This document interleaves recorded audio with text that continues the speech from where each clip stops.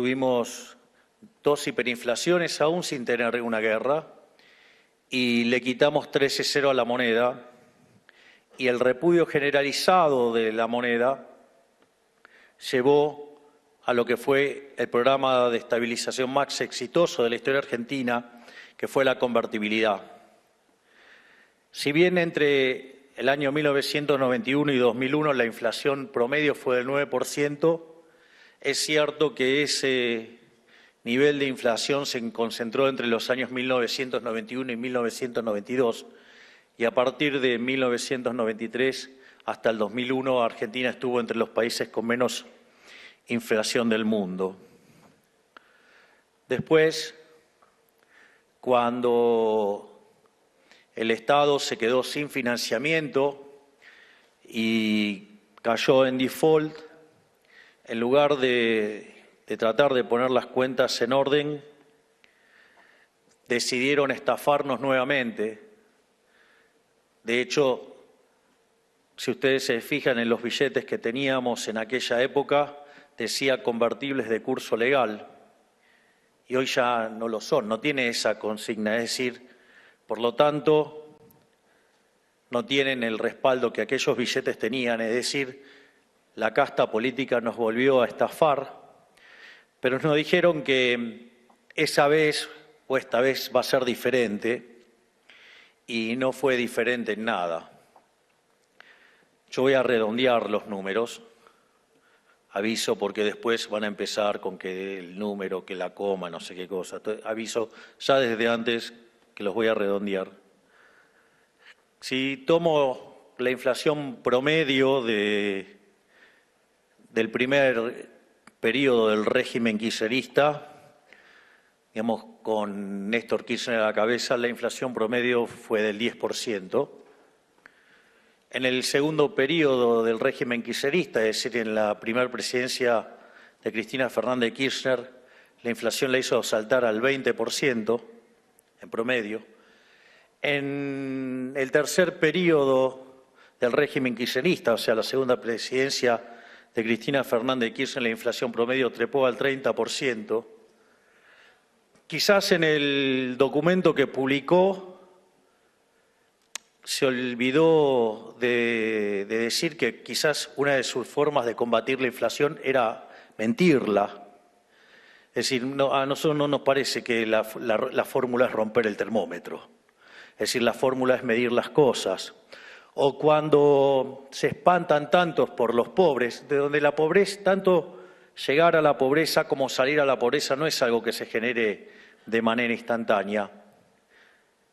Demanda tiempo, demanda crecimiento económico genuino. Si no es que aparece de un día para el otro porque sí, o desaparece de un día para el otro porque sí. Y entre otras cosas, como les molestaba el índice de pobreza, consideraron que era una medida estigmatizante y decidieron no publicarlo más. Es decir, así, claro, así es fácil. Digamos, dibujando números debe ser muchísimo más fácil conseguir logros y mostrar mejor la performance de un gobierno. Bueno, no es la forma que nosotros hemos decidido tomar. Nosotros hemos decidido decir la verdad, porque nosotros preferimos decir una verdad incómoda antes que una mentira confortable. Así es que, digamos, por lo menos, señora, si quiere hacer críticas, empiece haciendo una autocrítica que le está costando bastante caro al país, que es por haber mentido los números o los desastres que hicieron, por ejemplo, con el caso de YPF, que también nos va a costar carísimo a todos los argentinos. Pero no solo eso, después, durante el periodo de Macri, la inflación promedio terminó trepando a niveles promedio del 40%, con lo cual no es un tema de que apareció ahora la inflación. ¿Sí? Es más, el señor Alberto Fernández, el autócrata golpeador, ¿sí? Básicamente se fue con una inflación del 210%, pero eso tampoco refleja la dinámica que había dejado, porque, digamos, conforme iba avanzando su gobierno, la inflación iba avanzando. Y yo recuerdo cuando nosotros ya habíamos ganado las elecciones y estábamos haciendo y ultimando detalles para llegar a la función. Durante la primera semana de diciembre los precios crecían a un ritmo diario del 1%, eso puesto en términos anuales. Lo bueno es que a ustedes no les tengo que explicar cómo funciona una función de tipo geométrica. Es decir, ustedes saben computar exponenciales. Y eso anualizado da 3.700%. Sin embargo, en los primeros 15 días de diciembre, es decir, o sea que durante la segunda semana de diciembre hubo una aceleración más fuerte, la inflación promedio pasó a estar en el 1,2% diario. Eso es decir, que la realidad, la inflación venía viajando al 7.500% anual. Y cuando ustedes computaban los distintos desequilibrios que tenía la economía argentina en el plano monetario, o sea, porque recordemos que estábamos frente a lo que iba a ser la peor crisis de la historia económica argentina, porque combinaba un sobrante monetario que era el doble de lo que teníamos en la previa al Rodrigazo, un experimento, digamos, que implicó la sextuplicación de la tasa de inflación. No solo eso, además teníamos un Banco Central absolutamente quebrado, estaba en una situación aún peor, digamos, que la que tenía Alfonsín a inicios del año 89, que terminó con una hiper del 5.000% en mayoristas. Además, teníamos indicadores sociales peores que los que había en el 2001. Por lo tanto, estaba todo dado para un desastre. Además, teníamos el equivalente de 4 bases monetarias adentro del Banco Central, pero en pasivos remunerados que generaban creación de dinero endógeno. Teníamos 90.000 millones de dólares venciendo en pesos, o sea, digamos, en pesos equivalente a 90.000 millones de dólares, teníamos vencimientos de deuda externa por 25.000 millones de dólares, donde la gran parte era con el Fondo Monetario Internacional, pero el programa estaba caído porque el gobierno anterior no había cumplido nada. Por lo tanto, la inflación, digamos, no la generamos nosotros. La generaron estos 20 y pico de años de populismo salvaje. Y la realidad es que nosotros describimos la herencia, pero no nos quejamos de la herencia, porque también vamos a ser sinceros, en condiciones normales de presión y temperatura no gana un liberal libertario la presidencia. Por lo tanto, digamos, o sea, tenemos claro que las condiciones bajo las cuales íbamos a llegar iba a ser sobre algo al borde del colapso total.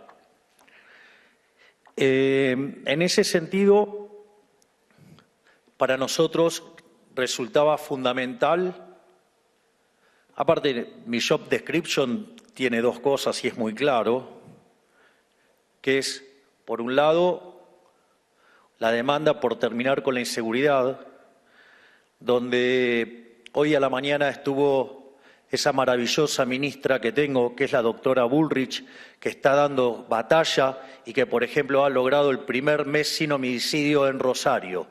Y la verdad que está haciendo un trabajo verdaderamente excepcional. Así es que esa parte del job description viene bárbaro. Y la otra parte del job description dice que tenemos que erradicar la inflación. Entonces, como les decía, la inflación en mayoristas venía viajando al 54 mensual, es decir, al 17.000% anual, y eso era factible porque ustedes lo que necesitaban eran convalidar déficit fiscal, convalidar cuasi fiscal, digo que vencía, los pases vencían a un día, digamos, estaba el problema de los puts, estaba el problema de la deuda en pesos, por lo tanto, estaba todo para que se convalidara eso, más el sobrante monetario. Y si ustedes toman el último dato de inflación mayorista, está en torno al 3%.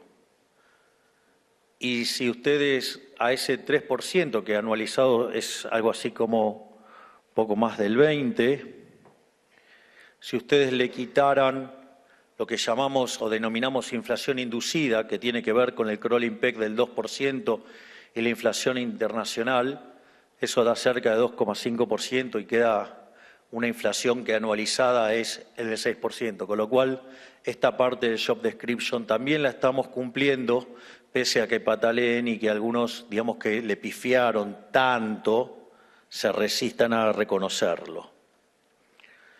Entonces, más allá de esto, el punto es cómo llegamos acá. Y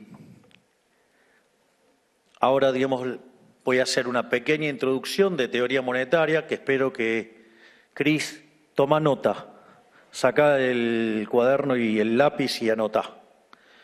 Que lo que tenés al lado no te van a ayudar nada porque son los que generaron este desastre. Básicamente, para uno tener un diagnóstico tiene que tener un buen marco teórico, tiene que entender de qué está hablando, porque si uno no entiende de lo que habla, eso de estar apostando al error tipo 2 no es algo que funcione recurrentemente. El error tipo 1 es hacer todo bien y que salga mal, el error tipo 2 es hacer todo mal y que salga bien. Y está claro que, digo, la teoría le ganó por escándalo a la casta, digamos, en materia de que la inflación es un fenómeno monetario. Ahora, para entender la naturaleza de lo que es la inflación es la pérdida del poder adquisitivo del dinero. Es decir, que es una definición claramente distinta que es a la suba generalizada de los precios. Porque si para ustedes la inflación es la pérdida del poder adquisitivo del dinero, significa que hay un problema de exceso de oferta de dinero y el problema está en el Banco Central. Si ustedes creen que en la suba generalizada de precios van a echarle la culpa a los formadores de precios, es decir, entonces van a hacer controles de precios. Es una herramienta que hace 4.000 años que tenemos evidencia que no funciona. Entonces, entonces tenemos que entender la naturaleza del dinero, porque claramente, les pido perdón de tener que explicar esto, pero claramente hay que explicar hasta lo obvio. Si lo sabrá el coloso que está acá, que es Federico Sturzenegger, y lo que tuviste que lidiar con la casta. Miren, yo creí que, antes de creer que había que eliminar el Banco Central, creía que podía haber un Banco Central, y en especial cuando, sin duda, uno de los economistas más talentosos del mundo estaba al cargo del Banco Central, con un grupo verdaderamente excepcional. Después de lo que vi que le hicieron, perdí todas las esperanzas, digamos, y decidí que lo mejor que puede pasar es no haber Banco Central. Pero eso también lo voy a explicar ahora. En ese sentido, lo que uno tendría que explicar es de dónde viene la existencia del dinero. Entonces, ¿cómo es la economía cuando no tiene dinero? Bueno, es la economía de trueque, es decir, se intercambian bienes por bienes. Ahora, si ustedes tienen una economía de trueque, básicamente tienen dos problemas. Uno es el problema de la doble coincidencia. Es decir, ustedes tienen que encontrar a alguien que quiera el bien que ustedes tienen para vender, pero al mismo tiempo esa persona tiene que querer el bien que ustedes tienen. Lo cual, evidentemente, eso plantea un problema enorme que hace que se pierdan un montón de transacciones. Con lo cual hay un problema enorme. Y el otro problema es el de la indivisibilidad, porque puede ser que yo quiera comer pan y el panadero de la esquina quiera una charla de economía.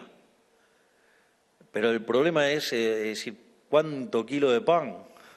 Digo, obviamente que las que, digamos, previo a ser presidente, digamos, eran unos cuantos kilos que no podía comérmelos.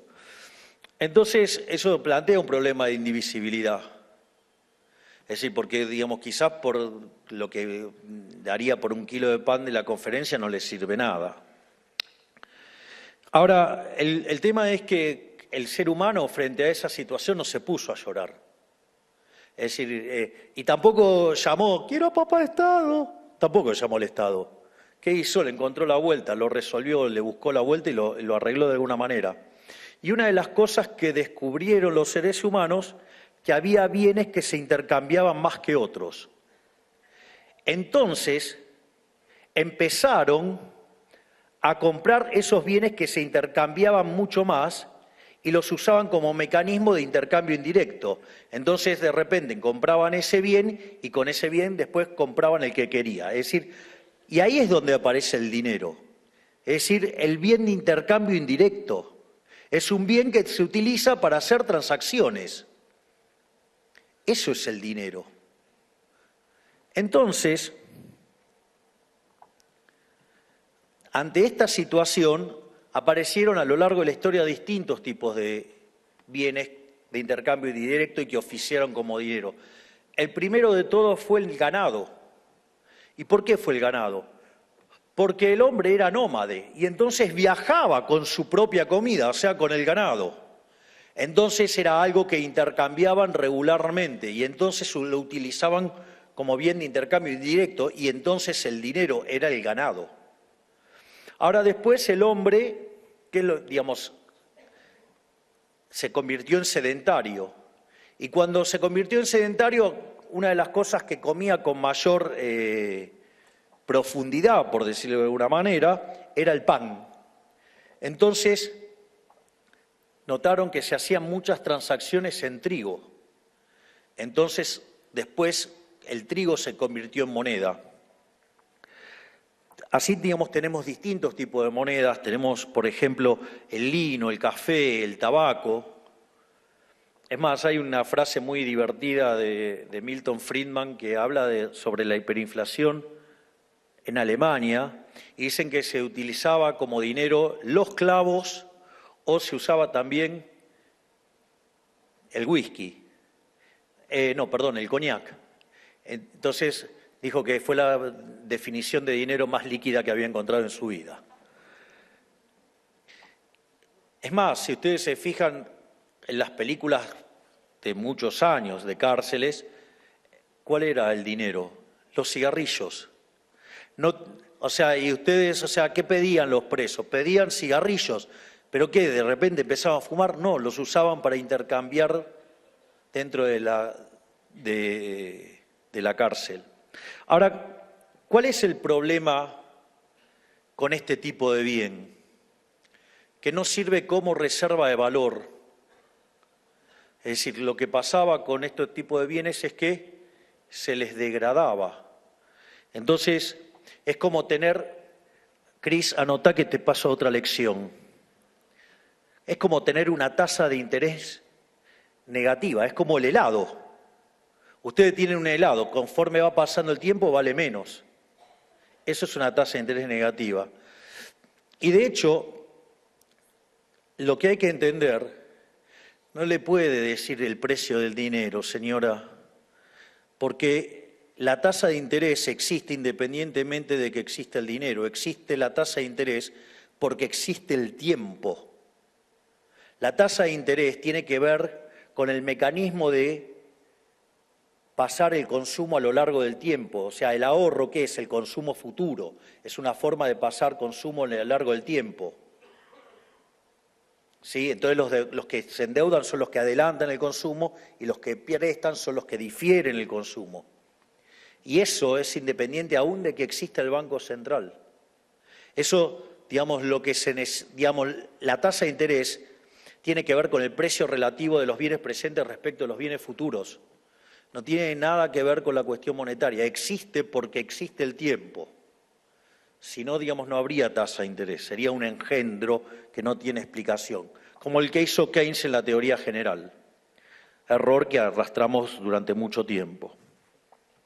Pero, entonces, para tratar de preservar el valor, entonces se pasó a las monedas metálicas. Y así apareció el oro, la plata y el bronce. El oro se usaba para las transacciones grandes, la plata se usaba para transacciones más chicas. Probablemente la moneda más conocida de plata fue el thaler, que es el dólar hoy, ¿no? Y en ese sentido también había otro problema, que era el problema de la portabilidad. Entonces, ahí yo hice el ejemplo del zorro para que se viera gráficamente el problema. Después empezaron con que la historia del zorro, la versión de no sé qué sé yo. Yo hablé sobre la versión que yo veía, digamos, por televisión de Lai Williams, qué sé yo, digo, las otras versiones, digo, ¿por qué? Entonces yo lo que dije es que en rigor, digamos, me encantaba esa versión del zorro porque es un anarcocapitalista de verdad, ¿no? Porque el zorro, ¿qué era lo que hacía? Peleaba con los malhechores que robaban a los comerciantes y peleaba contra los soldados. Esto es muy interesante porque esto es lo que a mí me sorprende, porque en lugar de capturar la abstracción se quedan en la letra chiquita. Bueno, por eso estamos como estamos.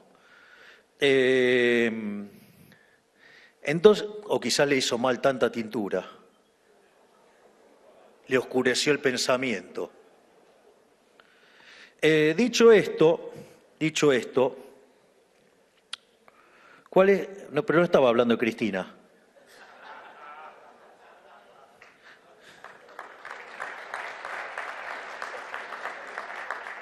Dicho esto, ¿qué era lo que pasaba? Si ustedes iban a comercializar, ¿con qué iban a ir? Ya sea o con bienes o con oro. Entonces es como que ustedes llevaban un cartel en la frente que decía, tengo oro, venía a robarme. ¿Y qué hacían los delincuentes? Iban a tratar de interceptar esas carretas, porque era penal sin arquero, ahí había oro. Y en ese sentido, ¿qué es lo interesante? Que el zorro luchaba contra esos delincuentes. ¿Por qué?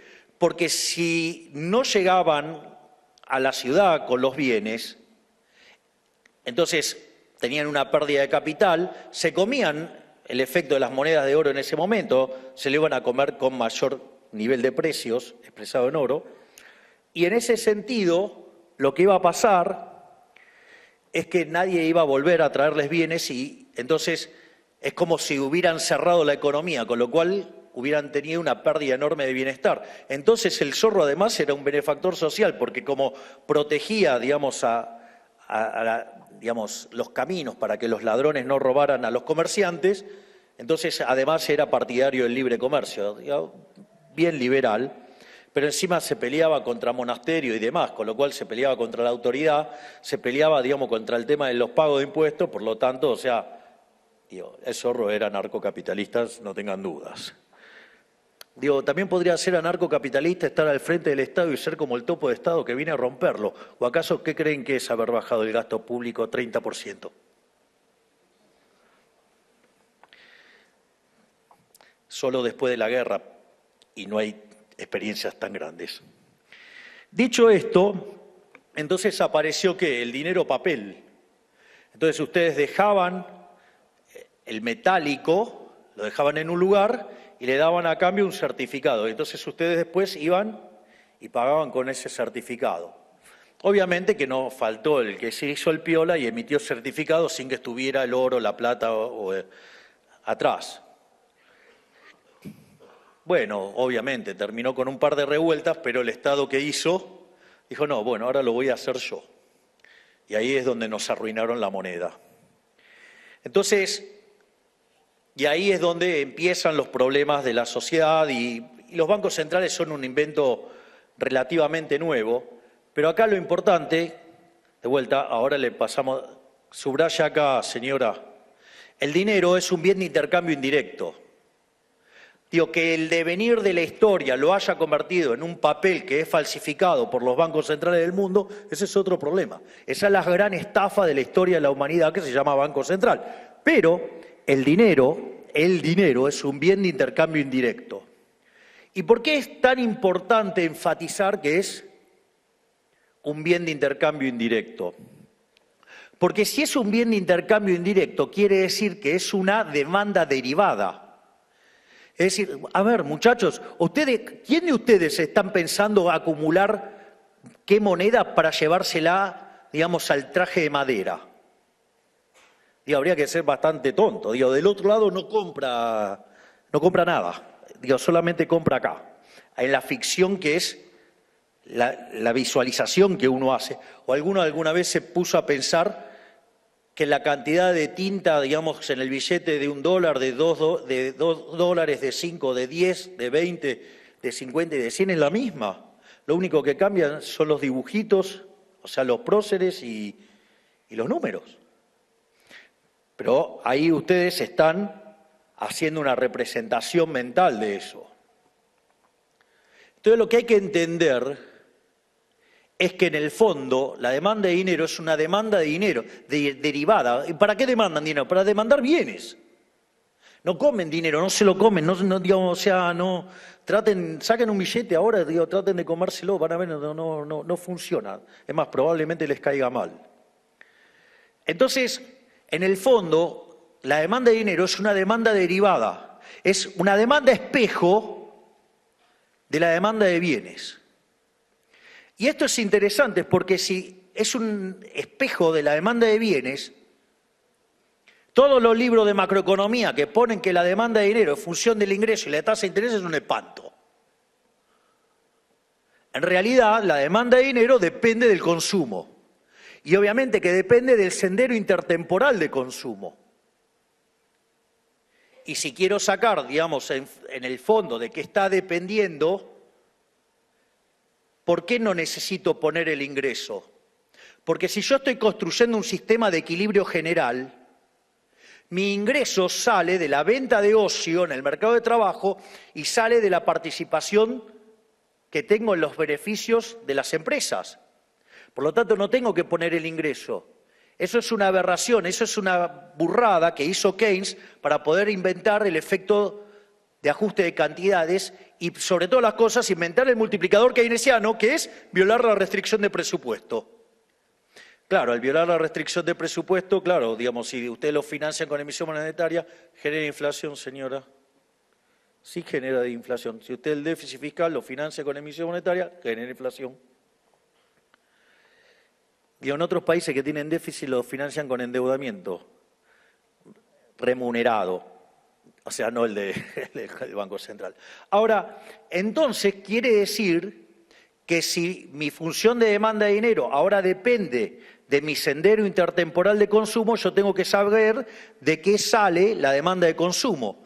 Cuando ustedes plantean un ejercicio, toman un libro de micro y cuando ustedes miran las funciones de exceso de demanda, de equilibrio general, o las funciones de demanda de un bien, ¿de qué depende? De todos los precios de la economía. Es decir, no aparece el ingreso, aparecen todos los precios de la economía. Y al mismo tiempo, si esa economía es intertemporal, incluye los precios de hoy, de mañana y así sucesivamente. No hace falta poner la tasa de interés. La tasa de interés está implícita en los vectores, en la parte del vector de precios que contiene los precios futuros. Por lo tanto, digamos, la demanda de dinero depende del consumo. Y esto es muy interesante porque entonces, ¿de qué depende, en el fondo, la demanda de dinero? Que depende del consumo, que depende de esos precios. Todo eso se deriva ¿de dónde? De lo que Robert Lucas Jr., que en paz descanse, decía los parámetros profundos. ¿Y los parámetros profundos qué son? La función de utilidad, es decir, las preferencias, la tecnología, las dotaciones y el tipo de economía que tengo, si es una economía de propiedad privada, digamos. Pero, por lo tanto, todos esos parámetros están dados. Por lo tanto, en condiciones normales, sin que alguien esté sacudiendo la economía, emitiendo dinero como un marrano, el sendero de consumo quedaría determinado por estos parámetros, que son parámetros profundos y que están dados.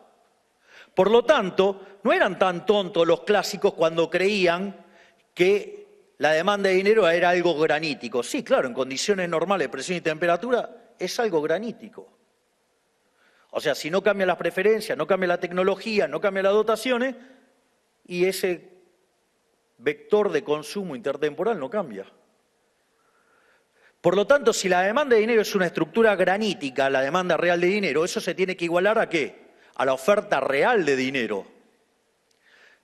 Vieron que Muhammad Ali o Cassius Clay, como quieran decirlo, llamaba a los fotógrafos y le decía, prepárate que viene el knockout.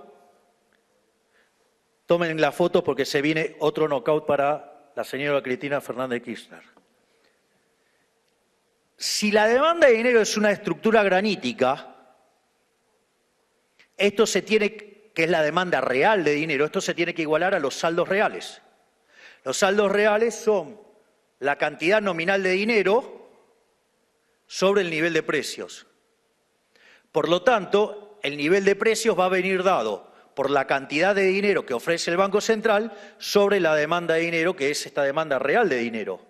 Por lo tanto, cuando el Banco Central emite dinero, lo único que hace es cambiar la escala nominal, es decir, suben los precios. Anote, señora, la inflación es siempre y en todo lugar un fenómeno monetario generado por un exceso de oferta de dinero, ya sea o porque se emite dinero, o porque cae la demanda de dinero, o pasan las dos cosas. Es más, le voy a decir más. Si ya se pudo levantar, ya le contaron 8, venga que le doy de vuelta.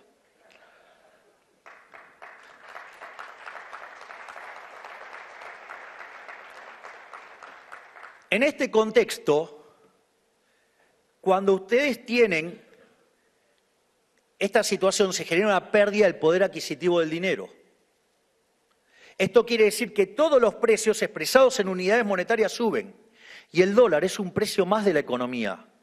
Lo que sucede, anote otra más, hay algo que se llama efecto Hume-Cantillon, que tiene que ver cuáles son los precios que suben primero y cuáles son los que vienen atrás. Entonces, por ejemplo, si ustedes tuvieran una situación de una caída de la demanda de dinero, esa situación, digamos, ok, no demandan dinero doméstico, ¿qué van a demandar? Bueno, en principio van y demandan dólares, o sea, hacen un cambio de portafolio. Entonces salta el precio del dólar. ¿Por qué? Porque es un activo financiero, ese ajusta rápido. Ahora, una vez que pasó eso, sube el precio de los transables. Después de eso sube el precio de los mayoristas, después de los minoristas y por último el salario. Por eso, digamos, cuando ustedes tienen un evento de estas características, les destruye a los trabajadores. O sea, genera un problema tremendo. Tiene que ver con un caso de caída de la demanda de dinero. Es decir, no es que el dólar hace que los precios suban, no, es un indicador temprano en un escenario de estas características. Y además no siempre puede ser así, porque en realidad lo que puede haber pasado es que ustedes aumentan la oferta de dinero, entonces alimentan la demanda de bienes, entonces sube el precio de los, digamos, vendría a ser los precios minoristas, como eso presiona sobre los mayoristas, después presiona sobre los salarios y como después no les dan los números, si no es competitivo, salta el tipo de cambio. Se dan cuenta que todo depende de dónde se generó el exceso de oferta.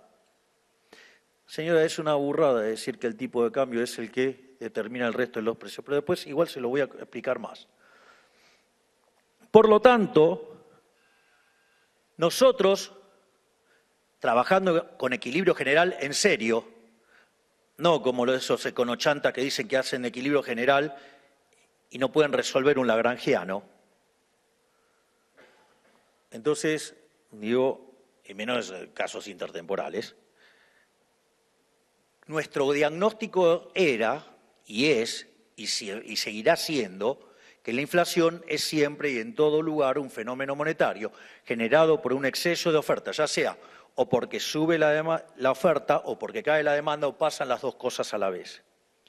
Por lo tanto, frente al escenario desastroso que teníamos de que nos íbamos a una inflación del 17.000%, con lo cual la caída del PBI hubiera sido monstruosa, con lo cual hubiera sido monstruoso también el número de pobres, hubiéramos ido a más del 90% de pobres y más del 50% de indigentes.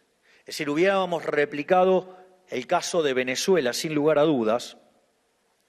Entonces, nuestra primera idea fundamental era terminar con la inflación, atacar la inflación, que aviso que durante la campaña dije que además la política monetaria tiene un rezago de 18 a 24 meses. Digo, porque parece que hablara, no sé, en sánscrito. Están todos muy apurados y recién van 9 meses. Vayan y vean mis archivos. no los editados, véanlo completo, no los que los sucios de los periodistas ensobrados, no todos, una gran parte, digamos, editan para deformar la información y para mentir. Entonces vayan y vean los videos originales, están. Entonces, el tema era frenar la emisión monetaria. ¿Cómo frenábamos la emisión monetaria? Entonces, una de las fuentes de emisión que había era el financiamiento del déficit fiscal. Nosotros cuando llegamos, el déficit fiscal consolidado entre el Tesoro y el Tesoro Nacional eran 15 puntos del PBI, donde 5 estaban en el Tesoro y 10 en el Banco Central. Por lo tanto, la tarea que tenía enfrente el Banco Central y la Secretaría de Financiamiento, y tengo el honor de tenerlo al gigante de Pablo Kirchner y a Vladimir Wermin acá, digamos que han sido grandes arquitectos de arreglar este problema, había que atacar esas dos fuentes de creación de dinero. Entonces, lo que nosotros propusimos era el déficit cero. Yo recuerdo que durante la campaña iba con una motosierra y me decían que estaba loco porque iba con una motosierra. De hecho, nosotros teníamos caído el acuerdo con el Fondo Monetario Internacional, con lo cual era una dificultad enorme para resolver el acuerdo caído. Y en ese contexto, nosotros decidimos ir al fondo y mostrar un plan de déficit cero. El fondo le alcanzaba con que cumpliéramos las metas del gobierno anterior, donde, señora, usted criticará a ese gobierno, pero usted era parte también. Entonces, en ese sentido, nosotros habíamos planteado el déficit cero. Obviamente que, así como durante la campaña decían que era imposible, que éramos unos delirantes y no sé cuántas cosas más, el fondo con que cumpliéramos el programa que estaba caído por el desastre del gobierno anterior, con eso le alcanzaba. Nosotros planteamos el déficit cero, parecía algo muy ambicioso porque implicaba un ajuste de 5 puntos del PBI en el Tesoro. Y pese a que en los últimos 123 años de historia, durante 113 tuvimos déficit fiscal, solamente en 10 que no lo tuvimos estábamos en default. Fue la primera vez de estos últimos 123 años que alcanzamos el déficit cero, pero no lo hicimos, no fue en un año, lo logramos en el primer mes de gestión.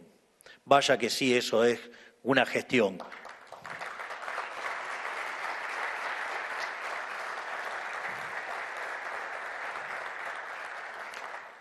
Obviamente, todos los que decían que era imposible hacer esto, los que fracasaron recurrentemente a la larga de la historia y que deberían llamarse a silencio porque son parte del daño y la destrucción que le causaron a los argentinos, deberían tener un poquito más de humildad, o al menos de autocrítica. Entonces, ¿qué es lo que pasó? Nosotros terminamos haciendo un ajuste del gasto público de más del 30%. Entonces empezaron a decir que era porque no pagábamos, porque dibujábamos los números, cualquier cosa dijeron. La misma cosa que dice la señora acá. Está lejos y tarde con esos comentarios. Ya esos comentarios se hacían en enero, en febrero, en marzo. Digamos, hoy ya nadie levanta esos argumentos, digamos, que menosprecian la tarea que hemos hecho.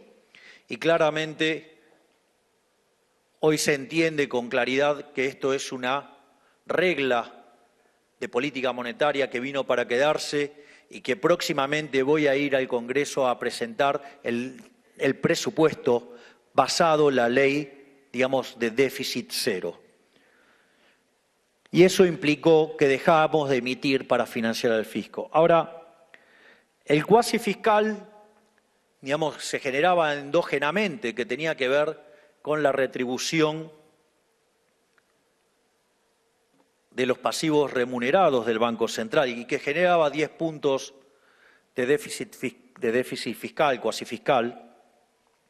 Y en ese sentido, teníamos que terminar con la emisión endógena. Y conforme a ir mostrando el resultado fiscal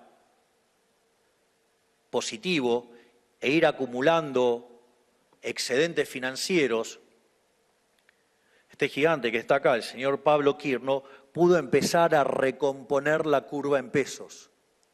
Y al poder recomponer la curva en pesos, permitió sacar la deuda que estaba en el Banco Central y pasarla al Tesoro. Porque en el fondo siempre fue deuda del Tesoro. ¿No? Porque ¿qué era lo que, por ejemplo, hacía el kirchnerismo? Emitía dinero con tipo de cambio fijo, perdía reservas. Señora, usted tomó el país con 52.000 millones de dólares de reservas y lo destruyó. ¿Con cuántas le entregó, Federico? Netas, menos 5.000. Una maravilla, señora, ¿eh? Pero al margen de eso, el problema del dólar futuro, que eran como 25.000 millones de dólares. Y en ese contexto, claro, cuando ustedes emiten con tipo de cambio fijo, una de las cosas que pasa, pierden reservas. ¿Y qué era lo que hacían? Le colocaban bonos al Banco Central, le han colocado al bono al Banco Central más de 100.000 millones de dólares. Una verdadera estafa. Y así sacaban los dólares. Entonces, que de hecho, una de las cosas que hizo recientemente el Banco Central fue reconocer esa pérdida de capital que generó el gobierno anterior por la friolera, por ejemplo, de 45.000 millones de dólares. No solo eso, sino que cuando empezamos a hacer esto, nadie creía que podíamos arreglar el problema del cuasi fiscal. Es más, señora, usted en un momento se queja de que la tasa de interés real es negativa. Le cuento que si le hubiéramos hecho caso a los econochantas que proponían poner la tasa de interés real en términos positivos, digamos, en lugar de tener 4 bases remuneradas respecto a la existente, hoy tendríamos 8, 9, 10. El carry trade, hoy sería una discusión el carry trade y estaríamos claramente al borde de una hiperinflación. Pero nosotros hicimos otra cosa. Yo le digo que a los brutos que tiene al lado los mande a estudiar, porque ¿sabe lo que hicimos nosotros? Arbitramos la tasa en dólares con la de pesos, corregida por riesgo, obviamente, y eso hizo que dado... después la devaluación, señora, ya estaba. Es decir, que usted esconda los datos abajo de la alfombra no significa que la devaluación estaba. La relación entre el dólar paralelo y el oficial era cerca de 3-1. De hecho, cuando nosotros asumimos, el paralelo estaba en torno a los 1.300. Hoy estaba en 1.240. Ay, cómo la sufren los mandriles. No importa, hay un negocio floreciendo que se llama la producción de vaselina para economistas pifiadores seriales. Entonces, y eso que nadie decía cómo arreglar, o que era imposible, o que proponían expropiaciones, nosotros, y estos dos gigantes que están acá, Pablo y Vladimir, han hecho que el cuasi fiscal lo hicieron 0. Lo que parecía imposible, nosotros lo hicimos en 7 meses. O sea, en un mes logramos el milagro del déficit 0 y en 7 meses logramos el milagro de terminar con el cuasi fiscal. Vaya que hay gestión, señores.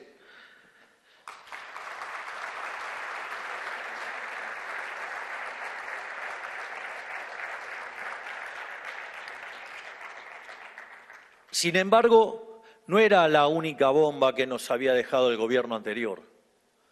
También nos había dejado el problema, la bomba de los puts, algo que el gobierno anterior hacía déficit fiscal y el Fondo Monetario Internacional decidió hacer la vista gorda. Y como los bancos no querían financiar al Tesoro, preferían hacerlo con el Banco Central, aparecieron los puts. Pero claro, contablemente los puts solamente va por el contingente, no por la contingencia. Pero claro, en un escenario de debacle macroeconómica, eso estaba in the money. Y obviamente, cuando anunciamos la parte del programa monetario que es exceso de demanda cero, es decir, se dejaba de emitir para el fisco, se dejaba de emitir para los pasivos remunerados e íbamos a ir a una fase en la cual solo se emitía por sector externo y estábamos sentados en la mesa con los bancos discutiendo el tema de los puts. Digamos, el Banco Macro fue y nos ejecutó el equivalente de 2.000 millones de dólares. Es decir, quiero saber cuántas veces en su vida vieron que a Argentina lo atacaron por el equivalente de 2.000 millones de dólares en un día y la economía resistió. Otro milagro. Es decir, hay más fuerza del cielo de lo que creemos. En ese sentido, también pudimos sobrellevar adelante el tema de los puts y frente a la posibilidad de que se generara otra situación de corrida y de inestabilidad macro, con el ministro Caputo, quien será recordado en los libros de texto como el mejor ministro de Economía de la historia, decidimos, en conferencia además con Santiago Bausili, pasar a una etapa más profunda de la política monetaria, que es pasar al régimen de emisión cero. Básicamente el problema radicaba en que nosotros, digamos, siguiendo los libros de texto, creíamos que la compra de dólares estaba calzada con demanda de dinero y por ende, digamos, si la demanda de dinero estaba calzada con la oferta, eso no genera inflación. Sin embargo, una de las cosas que no estaba en los libros de texto y que lo descubrimos nosotros, es que, claro, al haber control de capitales, eso no necesariamente es cierto. ¿Qué pasa? Cuando ustedes tienen libre movilidad de capitales, y si ustedes quieren hacer transacciones en pesos, van con sus dólares y le compran al Banco Central los pesos. Y con esos pesos ustedes tienen calzada una operación real. Por lo tanto, en ese caso, es demanda de dinero y por ende, en ese caso, no genera inflación. El problema radica que cuando ustedes tienen cepo, el cual lo tenemos básicamente para arreglar el problema de stocks que nos dejó el gobierno anterior, es decir, señora, no deje de ser liberal libertario. Lo que pasa es que soy liberal libertario, no liberal libertarado. Entonces, yo además entiendo la economía como problemas de stocks y flujos. Entonces, si tenía 4 bases monetarias a un día, si tenía 90 vencimientos en pesos por el equivalente de 90.000 millones de dólares, si tenía 50.000 millones de dólares de deuda en la CIRA, y es como que si no desarmaba esa bomba, no terminaba bien, terminaba bastante mal. Que entiendo que es lo que quería el gobierno anterior, que nosotros actuáramos como libertarados, que todo se prendiera fuego y ya para enero, digamos, después de saqueo de supermercado y demás liturgia peronista, pudieran volver y matar definitivamente cualquier atisbo de libertad. En ese sentido, nosotros hacemos economía en serio. Es decir, no hacemos solamente economía de libro de texto. Entonces, de hecho, digamos, lo que pasó en materia de tasa de interés es un gran triunfo que hemos tenido también en materia de teoría económica. Porque, ¿qué nos decían los econochantas? Que había que subir la tasa de interés. Si hubiéramos subido la tasa de interés, el balance del Banco Central hubiera explotado. De esta manera, habiendo saltado el tipo de cambio hacia un nivel similar al tipo de cambio paralelo corregido por el impuesto país, en ese contexto, ¿qué es lo que pasó? Que la tasa de interés en en dólares, arbitrada con la de pesos, pero la de pesos implicaba estar negativa en términos reales. Y eso también nos permitió licuar el stock de pases. Eso para que aprenda, señora, digamos, en teoría monetaria solamente no es una cuestión de mirar flujos, también se miran los stocks. Y a veces el problema de los stocks es mucho más grande que lo que uno se imagina, porque de hecho generaba un déficit cuasi fiscal que era el doble del déficit fiscal. En ese sentido, decidimos ir entonces a algo más radicalizado, porque ¿qué es lo que pasa? Cuando ustedes tienen control de capitales, el cual necesitamos tenerlo hasta que terminemos de arreglar los problemas de stocks y hasta que terminemos de limpiar el money overhang, y el money overhang va a desaparecer cuando la inflación sea cero, la inducida sea, la macroeconómica sea cero. Ustedes tienen la observada y la inducida, la macroeconómica es la que está en el medio, o sea que es ese residuo, que hoy, digamos, en mayorista es 0,5, en consumidor es 1,5 y que, digamos, va camino a desaparecer. En ese contexto, ¿qué es lo que pasa? Cuando ustedes tienen control de capitales, los exportadores están obligados a liquidar en el MULC. ¿Y cuál es el problema con eso? Que ese exportador no está comprando pesos necesariamente. Lo que sí tenemos claro es que está vendiendo dólares. Y fíjense que cuando está el cepo y el control de capitales, querer comprar pesos no es lo mismo que tener que vender dólares. Esa diferencia es fundamental, porque entonces esos dólares no estaban ingresando porque querían pesos, esos dólares están ingresando porque hay una regulación que lo impone.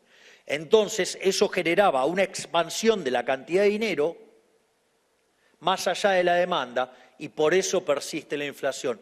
Por eso persiste la inflación, no porque hay mecanismos indexatorios, porque hay inercia inflacionaria, no, es porque, digamos, pasó esto de que se emitía más que lo que se demandaba. Entonces, para corregir esto, pasamos a una fase más profunda del programa, que es emisión cero. Y no es intervención, porque el nivel de intervención neto cae. Porque si a mí me liquidan $3, por decirlo de alguna manera, y emito por $3, mi nivel de intervención es $3. Ahora, si yo tengo brecha y devuelvo dólares tal que los pesos queden constantes, supongo que con la brecha del 30 me queda $1 en el Banco Central y devuelvo 2 al mercado. No estoy interviniendo, estoy haciendo que la cantidad de dinero quede constante. ¿O qué otra forma se les ocurre? ¿Qué quieren? ¿Que los esterilice y vuelva a pagar tasa de interés? ¿Otra vez? ¿Otra vez sopa? Entonces, si ustedes se fijan, la intervención pasó de 3 a 1. Por lo tanto, en este equilibrio hay menos intervención y se parece mucho más a un equilibrio de libre mercado que a un equilibrio de intervención. ¿Por qué? Porque cuando ustedes no hay intervención cero, ¿cómo sería? La variación del tipo de cambio es libre, la variación de la cantidad de dinero es cero y la variación de reserva es cero. Ahí aparece otro tema. Che, aquel que, digamos, Banco Central no compra dólares, que cae en default. ¿Puede ser que seamos tan brutos de decir barbaridades tan grandes? Entiendo que la doctora diga esto porque no es economista. Se supone que es abogada, pero tampoco muestra el título. Así que, pero supongamos que fuera abogada, digamos, parece que no, eso no lo sabe, no es parte de su formación. Yo digo, ¿cómo se les ocurre el delirio de que la deuda se tiene que comprar, que se tiene que pagar con dólares comprados por el Banco Central en el mercado? Es decir, ustedes lo que están diciendo con eso es que van a emitir pesos para comprar dólares. Y esos dólares, después va a venir el Estado, el Tesoro, les va a manotear los dólares, les va a dejar de vuelta títulos públicos, con los cuales los está estafando de vuelta. Y los está estafando con el propio señoriaje. Si ustedes quieren, digamos, o sea, una versión más rudimentaria, más fácil de entender, aunque incorrecta, el impuesto inflacionario. Entonces, ¿qué es lo que me están diciendo? ¿Que yo tengo que aniquilar a los argentinos con inflación para pagar la deuda? No, muchachos. La deuda se paga con superávit fiscal, no como un imbécil comprando dólares en el mercado emitiendo pesos. Eso lo único que hace es generar inflación. Entonces, los dólares para pagar la deuda se compran con el superávit fiscal, que eso es lo que estamos haciendo nosotros.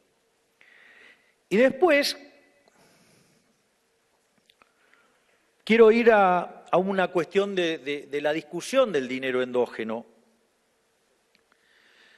porque es increíble, digamos, la señora dice que el tipo de cambio es el que determina la inflación o los precios, o si ustedes quieren la devaluación determina la inflación. En el fondo, les cuento que eso es aplicar la PPP y decir que el precio doméstico es el precio internacional por el tipo de cambio. Le cuento, señora, que eso es consistente con la teoría cuantitativa. De hecho, ¿sabe qué? Eso lo hizo un señor llamado David Hume, que después lo tomó Adam Smith, digamos, y lo tomaron los clásicos. Por lo tanto, lejos de no poder ser contemplado. De hecho, si el nivel de precios doméstico viene determinado en el plano monetario por la oferta de dinero dividido la demanda real de dinero, y eso aplicara lo mismo en el mundo, el tipo de cambio que viene dado por el precio local dividido el precio internacional significa que viene dado por lo que se llaman condiciones monetarias relativas. Le hago la cuentita. La oferta local dividida la oferta internacional, la demanda internacional dividido la demanda local. Entonces, si ustedes, como las condiciones del mundo están dadas para nosotros, si sube la cantidad de dinero o si cae la demanda de dinero, eso, digamos, impacta en los precios, pero también impacta en el tipo de cambio. Es decir, se da cuenta que ni siquiera, digamos, tienen consistencia en eso que dice. Es más, es interesante también discutir ese modelo, ¿no? Porque en el fondo, ¿qué es lo que dicen? No, bueno, el problema de la inflación es la falta de dólares. Una burrada total. La inflación es siempre y en todo lugar un fenómeno monetario. Claro, parten de esta idea que los precios locales es el tipo de cambio multiplicado por el internacional y que el tipo de cambio viene determinado por el exceso, digamos, va a estar moviéndose con el exceso de demanda de divisas. Entonces, ¿la solución qué es? ¿Exportar más? O sea, ¿más exceso de demanda de bienes? Es raro. ¿Cuál es la otra solución? ¿Defoltear? ¿Reestructurar? Y esas son las soluciones que proponen para bajar la inflación, parecen bastante cómicas. ¿Sabe por qué? Porque además la hicieron todas esas. Y después, nada, alegan a la restricción externa, otra estupidez del tamaño de una casa. ¿Cómo funciona el modelo de restricción externa? Ustedes estimulan la demanda, hace que el PBI crezca, eso le hace subir las importaciones y si no pueden ser financiadas, entonces ustedes tienen un límite a la expansión del PBI por restricción externa. ¿Saben por qué pasa eso? Porque hay precio fijo. Deje el precio flexible, la restricción externa desaparece. La restricción externa existe en un modelo de precio fijo. Si usted libera los precios, no hay restricción externa. Y los precios fijos, digamos, fijar el tipo de cambio con déficit fiscal y emitir, fue lo que hizo que se patinaran todas las reservas y las destrozaran. Hoy Argentina debería tener, si hubieran hecho las cosas de manera razonable, hoy Argentina tendría que tener cerca de 120.000 a 150.000 millones de dólares de reservas. Y no las tenemos, justamente por el populismo monetario del kirchnerismo, por estas barbaridades. Entonces, además es interesante porque dice, no, el problema no es fiscal. Porque hay una hipótesis que dice que el problema es fiscal porque yo tengo déficit fiscal, lo financio con emisión monetaria y eso es lo que genera inflación. Dice, no tiene nada que ver con el déficit fiscal. es gracioso porque dice que entonces, pero el problema es el exceso de demanda de divisa que me genera la deuda. Digo, ¿y la deuda de dónde salió? Que cayó de un repollo. La deuda es hija del déficit fiscal. Señora, se llama restricción de presupuesto. Trate de ver qué le pasa cuando gasta más de que lo ingresa. Se endeuda. Y eso paga intereses. Ese, digamos, o sea, pero eso partió porque usted se endeudó. ¿Y quién se endeudó? Por 450.000 millones de dólares. Los gobiernos anteriores. Les voy a contar algo. Es más, nosotros bajamos la deuda. Con lo cual, digamos, nosotros estamos haciendo nuestro trabajo. Por lo tanto, es decir, además hay una contradicción en sus términos. Pero claro, creen que los precios se generan por un markup sobre los costos. O sea, teoría del valor, teoría objetiva del valor. Es decir, retrocedieron hasta antes de 1871. Le cuento algo, yo leí a Menger y estoy orgulloso de ser austríaco. En ese sentido, queda claro por qué nos han causado tanto daño y siguen causando tanto daño. Y es interesante, porque este tipo de estupideces no solo son pensadas por el kirchnerismo, hay mucha más gente que piensa con estas cosas. Y estas cosas son las que hicieron que Argentina, de ser el país más rico del mundo, se cayera a la mitad de la tabla. Partiendo de ser el país más rico del mundo, en los últimos 50 años, multiplicamos la pobreza por lo menos 10 veces. Es decir, en el país que se produce alimentos para 500 millones de seres humanos y el fisco se lleva el 70%, o sea, el alimento de 350 millones de seres humanos, hay 5 millones de argentinos que no le alcanza para comer. Ese es el desastre que lo generaron. Lo generaron toda la casta política, no nosotros que vinimos a arreglar todos estos despioles. Y le paso un dato más, porque dicen, no, la caída del PBI, la caída del PBI. Es muy interesante. Si ustedes toman la caída del PBI en el primer trimestre, que es cuando nosotros hacemos todo el grueso del ajuste, de hecho lo sobrereaccionamos el ajuste, el PBI en el primer trimestre cayó 5%.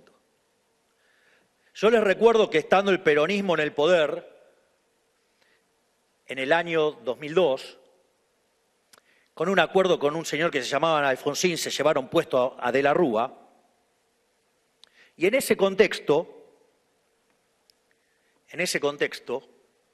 es muy interesante porque hicieron un ajuste mucho menor y el PBI en el segundo trimestre del año, cuando hicieron el ajuste, cayó 16%. Por lo tanto, 5% es algo bastante notable frente a que nosotros hicimos un ajuste muchísimo más grande.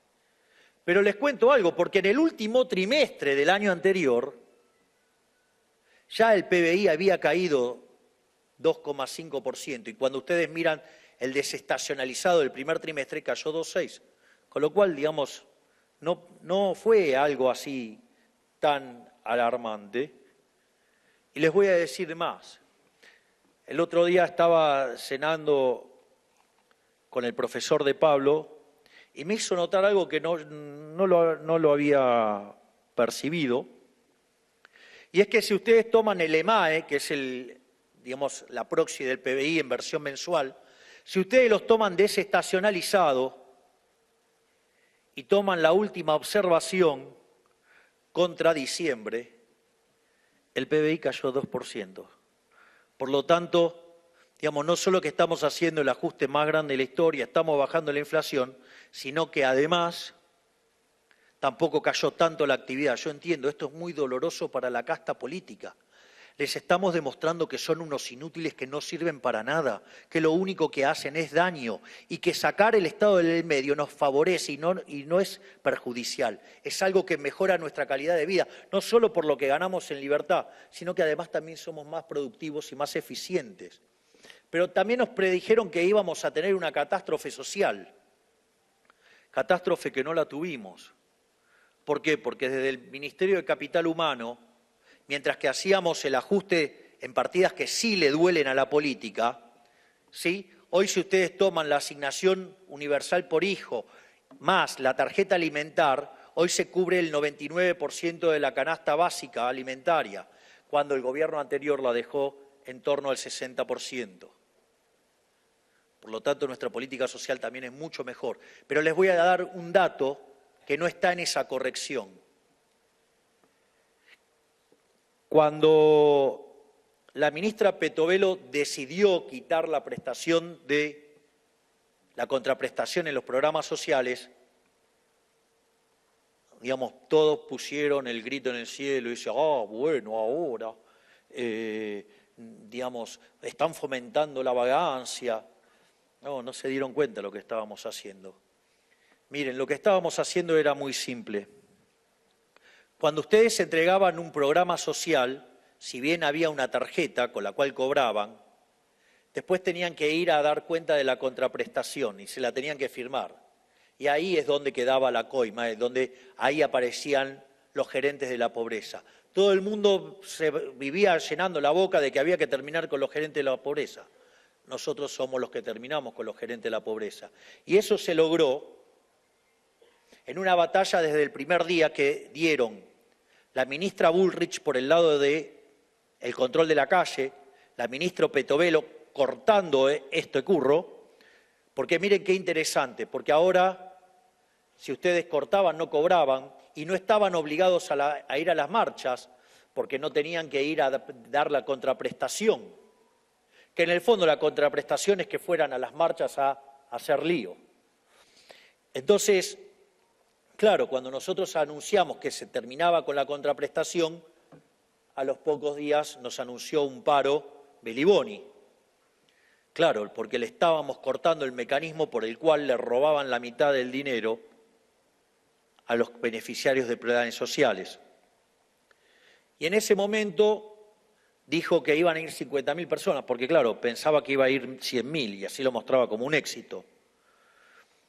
Y la verdad que terminaron yendo nada más que 3.000. Había más efectivos policiales que gente, y eso nos permitió ganar la calle. Y además, ustedes tienen tres tipos de guerra. Ustedes tienen la guerra que es stocks contra stocks, pierde el que se le termina primero las balas, por decirlo de alguna manera. Hay una que es flujo, digamos, ahí es un despiole porque, digamos, o sea, no termina nunca. Pero hay una que es stock y flujos. La guerra que nos planteaban los piquetes y todo este desborde social era flujo. Es decir, y el propio Estado le ponía la plata a los que les rompían las cosas. ¿Y qué decían? Que era imposible terminar con los piquetes. ¿Qué hicimos nosotros? Cortamos ese cable y fue una batalla de flujos, el Estado, contra stocks, los piqueteros. Se les terminó el stocks y se acabaron los piquetes. Hace 4 meses, lo que parecía imposible, nosotros llevamos 4 meses sin piquete. Vaya que estamos teniendo gestión.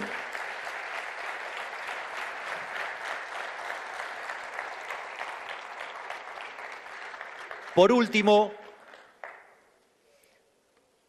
llegando ya a cómo va a ser la política monetaria de cara al futuro y cómo va a ser la salida del cepo, de vuelta, lo primero que tienen que entender es que no puedo fijar fechas.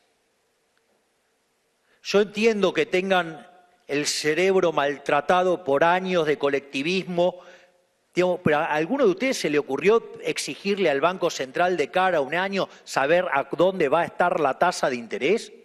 Hay que, verdaderamente, o sea, nos piden cosas, falta que nos digan cuánto va a estar el tipo de cambio mañana, a tal hora, digamos, a tal minuto, o sea, un delirio.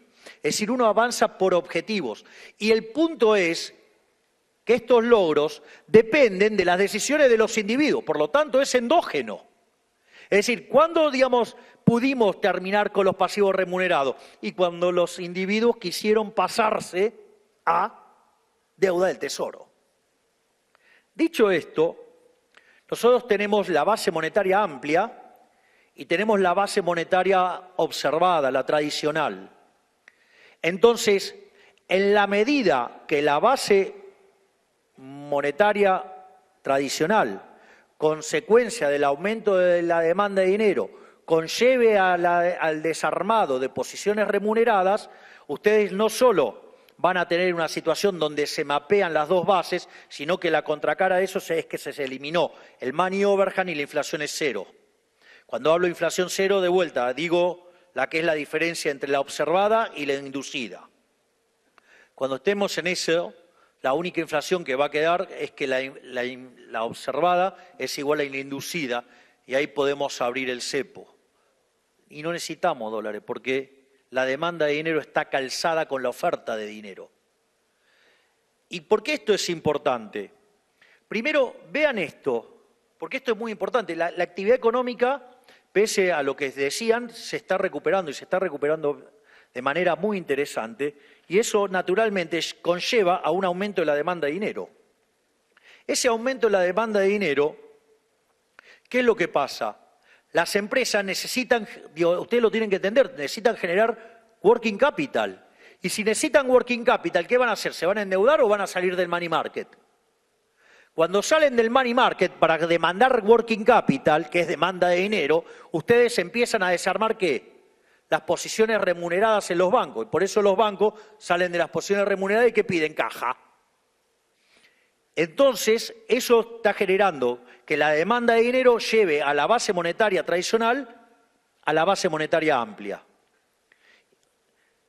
Entonces, ¿cuál es el gran riesgo entonces acá? Es que nosotros hemos dejado constante la oferta de dinero y la demanda de dinero está creciendo. Obviamente que lo que está pasando en el medio también es que se va limpiando el money overhang y ustedes cada vez van a tener menos inflación. Una vez que llegamos a ese punto, ¿cuál es ahora el problema? Que la base monetaria coincidió con la amplia. Es que ahora la demanda de dinero puede seguir creciendo y la oferta de pesos no crece más. Y en ese caso, ¿el riesgo cuál es? El riesgo que haya deflación. Y el problema radica que como la velocidad de ajuste en los mercados financieros es más rápido que en el mercado real, a ustedes les caiga fuertemente el tipo de cambio y conlleve, digamos, a la quiebra de empresas y a una ralentización del crecimiento económico. ¿Y nosotros qué dijimos para esto? Competencia de monedas. ¿Por qué hablamos de competencia de monedas? Supongamos que las dos monedas fueran solamente el peso y el dólar. Ustedes pueden, y de hecho lo pueden hacer hoy. Por eso es tan maravilloso el caso de Diarco, que acepta que le paguen en dólares. Entonces ustedes automáticamente, ¿qué es lo que están generando? No tienen que estar tirando los dólares en el mercado y generar una brutal apreciación. Ustedes empiezan a hacer transacciones en dólares. La monetización de la economía la van a hacer los individuos, como siempre, y la van a hacer metiendo dólares y haciendo transacciones en dólares. ¿Y qué es lo interesante de esto? Que la cantidad de pesos va a seguir siendo fija, que van a tener un tipo de cambio de mercado que no va a experimentar un salto porque oferta y demanda de dólares están mapeadas y conforme haya más crecimiento económico, cada vez va a haber más dólares respecto a los pesos. Y en un momento la cantidad de dólares va a ser tan más grande que la cantidad de pesos que vamos a poder cerrar el Banco Central así. Y así va a terminarse de por vida el cáncer de la inflación argentina. Muchísimas gracias.